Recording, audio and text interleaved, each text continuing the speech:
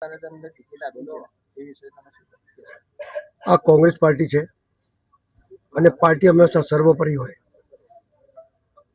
Party હંમેશા લોકોની ચકાસણી કરે, જે ઉમેદવાર મૂકે એનો સર્વે થાય, એ કામ કરી શકે છે નહીં કરી શકે છે.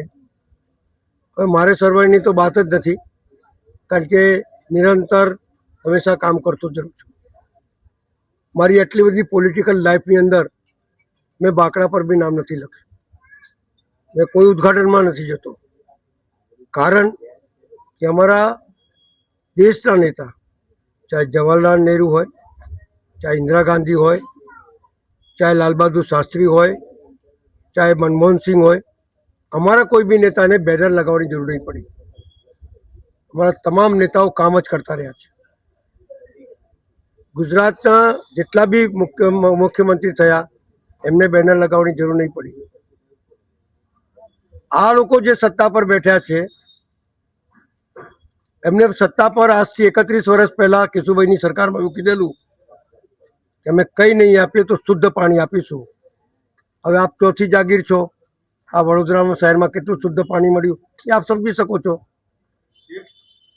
વડોદરા શહેરની અંદર સર સયાજીરાવ ગાયકવાડની નગરી જેને કોંગ્રેસે હાથમાં લીધી, સર સયાજીરાવની ગાયકવાડની એ થોટ, એ વિચારધારા આખા હિન્દુસ્તાનમાં આજે બી પ્રખ્યાત છે કે વગર વીજળીએ ગ્રેવિટીથી પાણી 2 માળ સુધી ચડે એ વ્યવસ્થા, દરેક જાતની કોલેજો, પ્રાથમિક શિક્ષણ ફ્રી કરવું અને ગરીબના છોકરાઓને ભણાવવું. તમે એક એક કામ એના જુઓ, વડ લગાડવું અને વડોદરા નગરી બનાવીએ. આ લોકોએ કોરોના કાર્પેટ લગાયા, ઓક્સિજનની જગ્યાએ કાર્બન ડાયોક્સાઇડ છોડે છે. 150 જેટલા 200 જેટલા તળાવો બનાયા, મોટા મોટા ગાર્ડનો બનાયા. આ શહેરની સુવિધા માટે સર સયાજીરાવ ગાયકવાડે શું નથી કર્યું? સર સયાજીરાવ ગાયકવાડ એ વ્યક્તિ હતા જે રાત્રે ભેસ બદલીને આ શહેરમાં ફરતા હતા, કોઈને તકલીફ હોય જોતા હતા. એમને છોડ્યા પછી કોંગ્રેસનું શાસન આવ્યું. કોંગ્રેસના શાસનમાં ફેન્ચવેલ બનાયા જે આજે બી ચાલે છે, લોકોને પાણી આપે છે. એ લોકોએ ઇન્દિરા આવાસ બનાયા જે આજે બી એમાં લોકો રહે છે. દરેક વસ્તુ મજબૂતાઈથી બનાવી. એને બનાવેલી ટાંકીઓને જેસીબીથી તોડવી પડે છે અને આમની ટાંકી પડી જાય છે. રોડ બનાવીને ભૂવા પડે છે. પાણી, અશુદ્ધ પાણી લોકોને પીવડાવી રહ્યા છે. 180 રૂપિયામાં 2 ટાઈમ કોંગ્રેસ પાણી આપતી હતી, એની જગ્યાએ 1216 થઈ ગયા. જે જગ્યા ઉપર જેના ડ્રેનેજ નથી, પાણી નથી, એ જગ્યા ઉપર પણ ટેક્સ લે છે. એટલે સૌથી પહેલા ગેસ બી આ શહેરની અંદર ડૉક્ટર ઠાકોરભાઈ લઈને આવ્યા. આ ટ્યુબલાઇટ બી ઠાકોરભાઈ લઈને આવ્યા. એ કોંગ્રેસનું શાસન હતું. 7 કરોડ રૂપિયામાં નગર પ્રાથમિક શિક્ષણ સમિતિ ચાલતી હતી અને 1,34,000 વિદ્યાર્થીઓ ભણતા હતા. આજે 280 કરોડ રૂપિયા થઈ ગયા અને વિદ્યાર્થીઓ 34,000 થઈ ગયા. જાય તો ભૂવા પડે, નદી તળાવની અંદર બાર એમની ગેર વહીવટના લીધે મરી જાય. માનવ સર્જિત હત્યાઓ, 2 શિક્ષિકાઓ મરી જાય અને એનું કોઈ નિરાકરણ નહીં. પેટીયું કમાવાવાળો એક રિક્ષાવાળો જાય અને ગટરમાં પડી જાય ને મરી જાય તો કે દારૂ પીને મરી ગયો. દારૂ તમારા શાસનમાં જ વેચાય છે ને ભાઈ, કોના શાસનમાં વેચાય છે? એક હસતો ખેલતો પરિવાર જમવા જાય અને ગટરમાં ગરકાઈ જાય, પરિવાર વખરાઈ જાય, એનું કોઈ નિરાકરણ નહીં. જમીનો, આ 10 રૂપિયા સ્ટેમ્પના મકાનો બનાવ્યા છે. જ્યારથી આવ્યા ત્યારથી એવું કહે છે કે દસ્તાવેજ કરી આલીશું, એમને લટકાઈ રાખ્યા છે. અરે કરવું હોય તો કરી દો ને. કોંગ્રેસના શાસનમાં લારીનો દંડ 100 રૂપિયા હતું, આમના શાસનમાં 2500 રૂપિયા થઈ ગયું.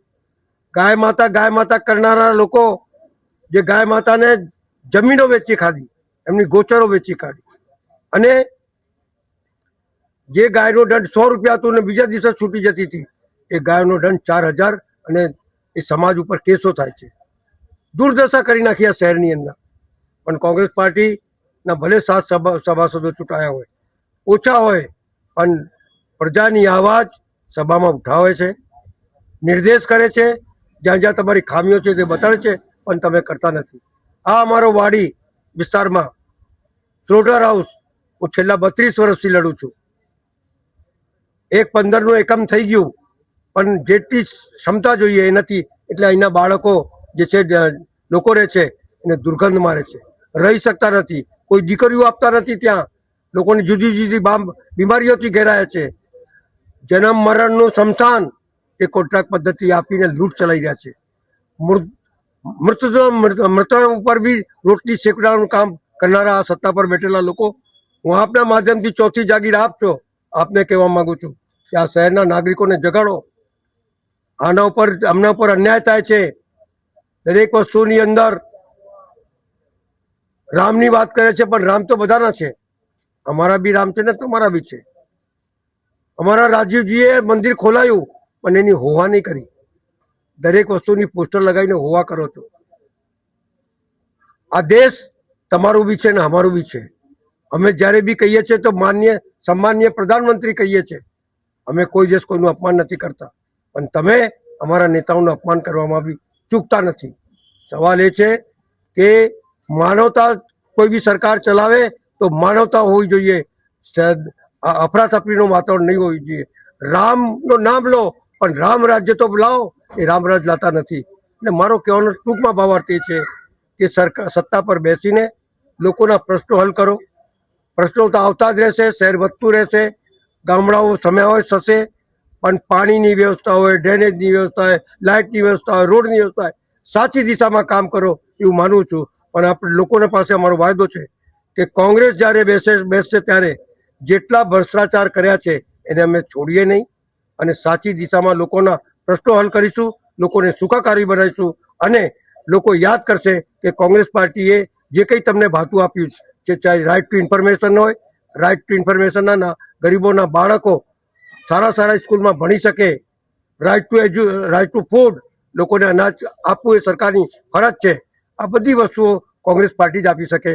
તમે તો આ જેટલું બનાવેલું છે, આઈઆઈટી, ફર્ટિલાઇઝર, આ બધું જે કોંગ્રેસે બનાવ્યું છે એ તમે વેચી રહ્યા છો. જરા તો શરમ કરો આ દેશમાં કે આ દેશ અનેક જાતિઓથી બન્યો છે. હર 10 કિલોમીટર પર ભાષા, જાતિ, રહેન સહેન, ખાના પીના, यहाँ तक भगवान बदलता है. એ દેશની અંદર અનેકતાઓમાં એકતા લાવવાનું કામ એ સરકારનું હોય, એ સરકાર કરતી નથી. એનું દુઃખ છે મને.